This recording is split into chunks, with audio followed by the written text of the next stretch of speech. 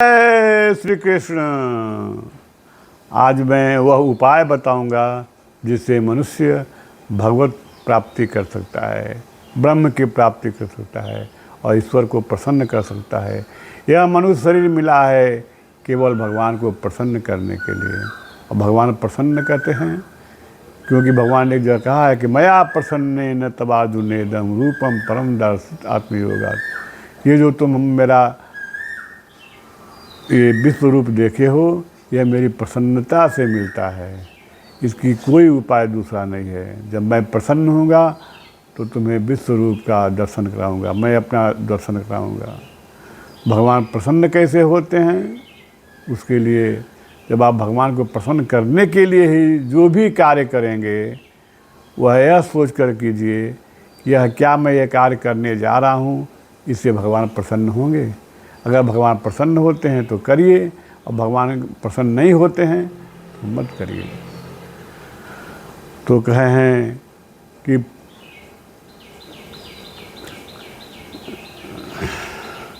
माँ चयो व्यभिचारेण भक्ति योगेन सेवते सगुणान संतृप्ते तान ब्रह्म भूयाय कल्पते। जो अव्यभिचारी भक्ति के द्वारा भक्ति योग से मेरी सेवा करता है, केवल मेरी जो पूजा पाठ जो भी करता है, जो भी कार्य करता है वह मेरी भक्ति के लिए करता है, वह तीनों गुणों को लांघ जाता है। संतृप्ते तान, तीन गुण सतोगुण तमोगुण रजोगुण, यह तीनों गुण प्रकृति में स्थित हैं। अब प्रकृति ही क्रियमाणानि गुण ही कर्माणि सर्वश अहंकार विमूढ़ात्मा करता हमित मन्यते। अब प्रकृति में जितने कार्य होते हैं वो तीनों गुणों के द्वारा ही होते हैं। तीनों गुण, किसी में सतोगुण की अधिकता होती है, किसी में रजोगुण की अधिकता होती है, किसी में तमोगुण की अधिकता होती है। यह प्रकृति में स्थित है, और जो इन तीनों गुणों के अधीन होता है वह उसके बस में कुछ नहीं है, वो अपना काम कर, प्रकृति द्वारा काम हो रहा है। लेकिन जो तीनों गुणों से पार हो जाता है वही ब्राह्मण होता है, वही ब्रह्म को प्राप्त कर सकता है। और ब्रह्म की प्राप्ति का उपाय क्या है कि जो भगवान के अलावा किसी अन्य का सहारा न लेकर के, किसी चीज़ का सहारा, न धन का, न संपदा का, न शरीर का, न संसार का, किसी का आश्रय न लेकर के केवल भगवत आश्रय रहता है, वो तीनों गुणों से लांघ जाता है और ब्रह्म को प्राप्ति के योग्य हो जाता है। वो ब्रह्म की प्राप्ति हो जाती है, भगवत प्राप्ति हो जाती है जो तीनों गुणों से। इसीलिए तुलसीदास जी ने जगह लिखा है कि पूज्य विप्रशील गुणहीना अशूद्र न गुण गण ज्ञान प्रवीणा। तो पूज्य विप्र, उसको विप्र कहते हैं जो शीलवान हो, चरित्रवान हो और गुणहीन हो। गुणहीन का मतलब अवगुणी नहीं, गुणहीन का मतलब है जो तीनों गुणों से पार हो गया हो, आत्मवान हो गया है, वो ब्राह्मण है। जो देहवान है, देहाभिमानी है, वह ब्राह्मण नहीं है। जिसे देह का अभिमान है, देह को ही जो मैं समझता है, उसी को वहाँ कहा गया है शूद्र। शूद्र न गुणगण ज्ञान प्रवीणा। वो चाहे सतोगुणी हो, चाहे तमोगुणी हो, चाहे रजोगुणी हो, ये तीनों गुणों के ज्ञान में जो प्रवीण है वो शूद्र है। और बिना ब्राह्मण हुए कोई ब्रह्म को नहीं प्राप्त कर सकता है। अब ब्राह्मण होने के लिए गुणातीत होना पड़ेगा। गुणहीन माने गुणातीत, तीनों गुणों से पार, आत्मवान जो होता है वही ब्रह्म को प्राप्त, वो तो खुदे ब्रह्म हो जाता है। बृहदारण्यक के प्रश्न आया है अकामो निष्काम आप्तकामो आत्मकामो तस्य प्राणा न उत्क्रामणन्ति ब्रह्मैव सन ब्रह्मापेति। ब्रह्म होकर के ही ब्रह्म को प्राप्त किया जा सकता है। वो कैसा होगा? अकाम होगा, जिसके अंदर कोई कामना न होगी, जो निष्काम है, जिसकी सभी कामनाएं निकल गई हैं, जो आप्त काम है, जो पूर्ण काम है, जिसे कोई कामना नहीं। ये कब पूर्ण काम होगा? जब वह आत्म काम होगा। जब उसका मन आत्मा में लग जाएगा, आत्मा में स्थित हो जाएगा, तो वह आत्म काम हो जाएगा। ऐसे व्यक्ति का प्राण नहीं निकलता है, वह ब्रह्म हो करके ही ब्रह्म को प्राप्त हो सकता है। क्योंकि ब्रह्म को प्राप्ति के लिए ब्रह्म का होना जरूरी है।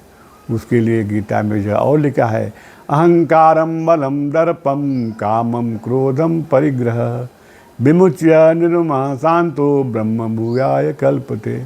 जो अहंकार, बल, दर्प, काम, परिग्रह ये सब कुछ छोड़ देता है, विमुच्य निर्ममः शांतो, और जो ममता रहित है, जो किसी में अपनत्व तो नहीं मानता है, किसी को भगवान के अलावा किसी को अपना नहीं मानता है, और वह ब्रह्म भूयाय कल्पते, वह ब्रह्म को प्राप्त करने के योग्य हो जाता है, वह ब्रह्म की प्राप्ति हो जाती है।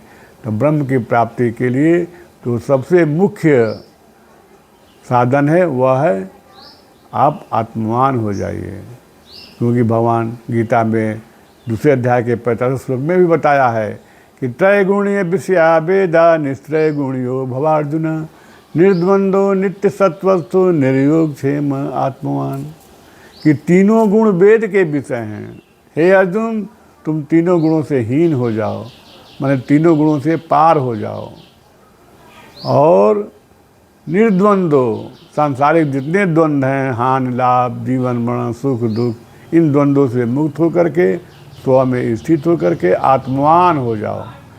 योग क्षेम का भी चिंता न करो और आत्मवान हो जाओ। वही ब्राह्मण होता है। जो आत्मवान नहीं है वो ब्राह्मण नहीं है। और उसके बाद तुम ब्रह्म को प्राप्त करोगे, जिसके लिए ये मनुष्य शरीर मिला हुआ है।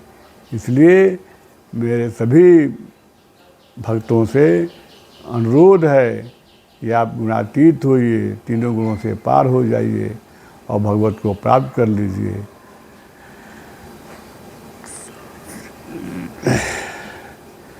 इस प्रकार मनुष्य का शरीर जो है भगवत प्राप्ति के लिए ही मिला है। जो न तरे भव सागर नर समाज अस पाय, सो कृत निंदक मंदमती आत्मा हनगति जाए। वो आत्मा के हत्या करता है जो भवसागर से पार होने का प्रयास नहीं करता है, सोचता नहीं है। यह सांसारिक चीज़ें तो भाग्य से मिलती हैं, प्रारब्ध से मिलती है, प्रकृति द्वारा मिलती है। और प्रकृति भगवान की अध्यक्षता में करती है। मया अध्यक्षेण प्रकृति सूयते सचराचरम हेतु नाने न कौन्तेय जगत भी परिवर्तते। ये प्रकृति मेरी अध्यक्षता में काम करती है, भगवान के खिलाफ नहीं काम करती। भगवान जो चाहते हैं वो प्रकृति करती है। और जब आप माया पर चढ़ जाएंगे तो भगवान को इस संसार चक्र से पार नहीं पाएंगे। इसलिए अगर भगवत प्राप्ति करनी है तो गुणातीत होना पड़ेगा। और गुणातीत कैसे मिलेगी? केवल भगवत भक्ति से। मनुष्य का यही कर्म है, भगवान की भक्ति। बाकी कोई कार्य भगवान आज जीव नहीं करता है।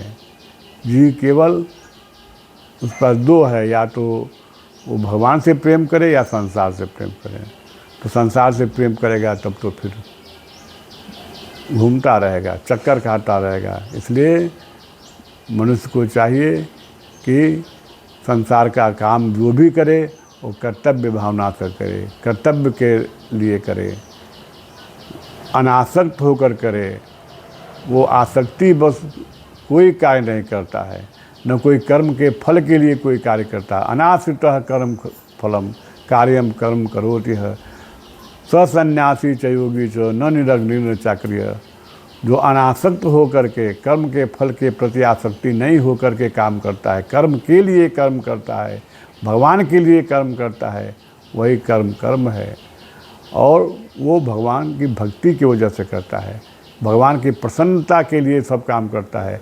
अपनी आसक्ति, अपने किसी इंद्रिय सुख के लिए न काम करके केवल भगवत प्राप्ति के कार्य करता है, वही जीवन में सफल होगा और वही भगवान को, परम धाम को प्राप्त करेगा। जय श्री कृष्ण।